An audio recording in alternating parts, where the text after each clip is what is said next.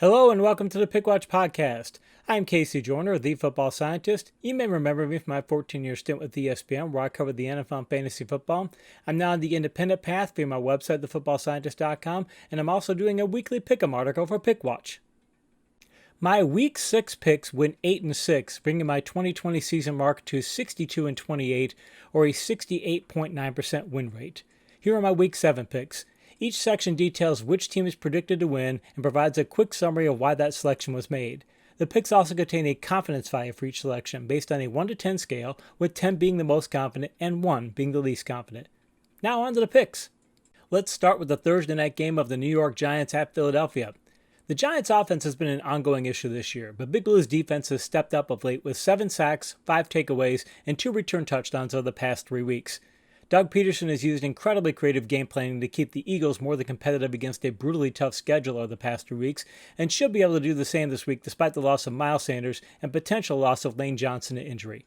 Add that to the Eagles' powerful rush defense, and this being a short week road game for the Giants, and it lands this pick in Philadelphia's column with a confidence level of 3. This should be a fun matchup, Detroit at Atlanta. Both of these teams took significant steps forward last week. Detroit's defense allowed a season low in points allowed and yards allowed while racking up a season high in points scored and in rushing yards. The return of Julio Jones to full strength and having a new head coach vaulted the Falcons to their best marks this year in points scored, rush yards allowed, and overall yards allowed. In a close call like this, the tiebreakers to use are team talent and home field advantage. Atlanta has the advantage in both of these categories, so they win this selection with a low confidence level of 3. Next up is an AFC North battle of Cleveland at Cincinnati. Even though the Bengals lost last week, it was one of Cincinnati's better showings of the season as they posted 27 points and nearly 400 offensive yards against one of the best defenses in the NFL. Contrast that to the Browns having by far their worst game of the year in a blowout loss against Pittsburgh that included season lows in every major offensive yardage category. Those trends indicate Cincinnati will keep this contest closer than anticipated, but the Browns still have a significant talent advantage and thus get the nod in this one with a confidence level of 3. This game might have some fireworks. Green Bay at Houston.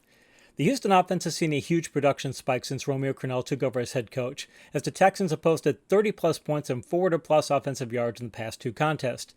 The problem for Houston is their defense is beyond atrocious, having given up 601 offensive yards last week and allowing 160 or more rushing yards in all but 1 contest this year.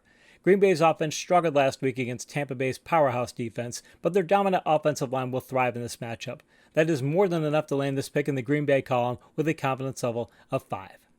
Now we head to the NFC South for Carolina at New Orleans. For all the talk about the Saints' offensive issues this year, the reality is New Orleans has scored 30-plus points in 4 games, so there isn't a problem there. The Saints do have defensive issues, however, having given up 27 or more points in 4 straight contests and posting only 2 takeaways in that span. The Panthers' defense has been stout even while facing strong offenses, but the Carolina offense has been a weak link as evidenced by the Panthers scoring 23 or fewer points in 4 of the past 5 games. That trend is enough to place this selection into the Saints column with a solid confidence level of 5. Now we're off to the AFC East for Buffalo at the New York Jets. To get an idea of just how abysmal the Jets' offense is, consider that they have posted minus 56.2 points in the offensive expected points added category on Pro Football Reference's website. Only 4 teams have a negative score in that category this year, and Washington, the team rated next to last, has an expected points mark more than 30 points better than the Jets.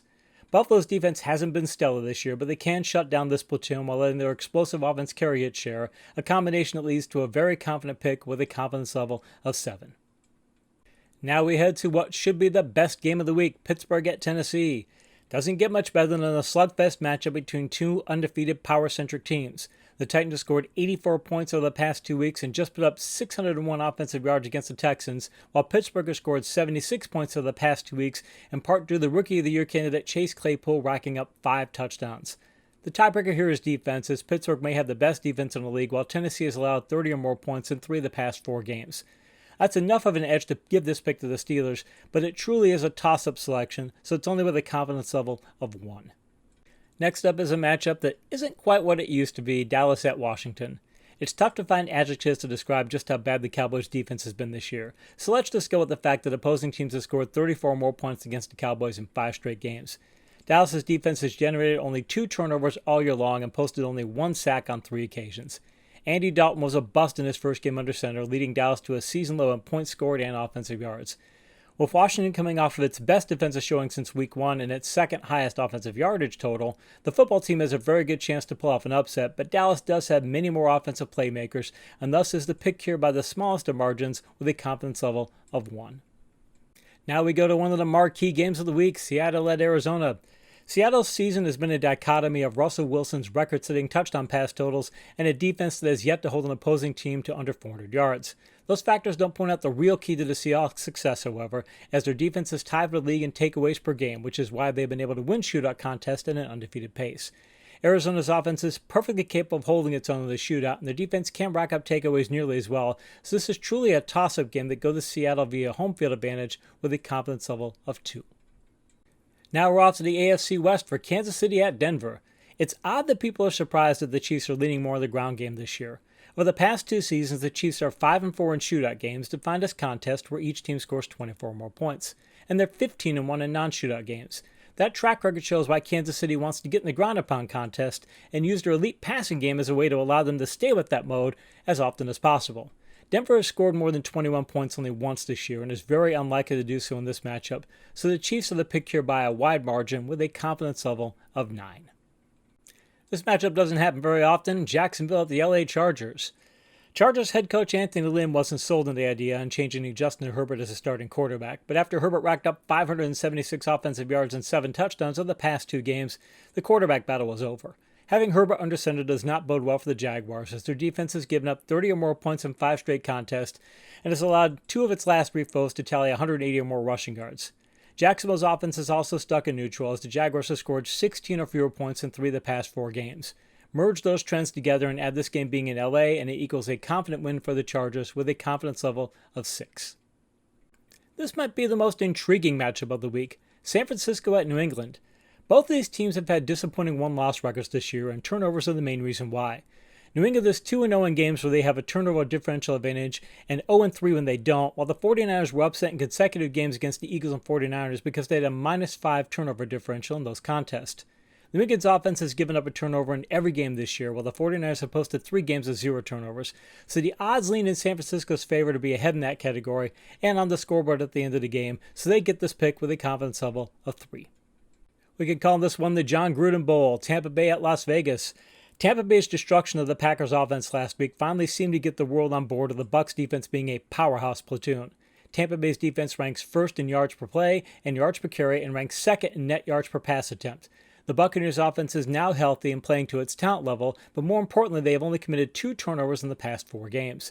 The Raiders have the type of offensive line that could take over a game, and the defense has shut down rushing attacks the past 2 weeks, but the Bucs still have more pass to victory in this one, and they get the edge in this matchup with a confidence level of 3. Now we're off to the Monday night game of Chicago against the LA Rams.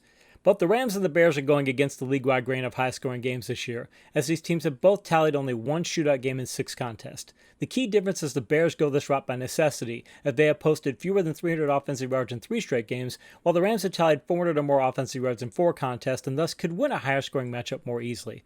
It's not likely that these teams will put up a lot of points, but the edge that the Rams have in the event this game goes in that direction, and this being a home game for LA, slants this pick towards the Rams with a confidence level of 4.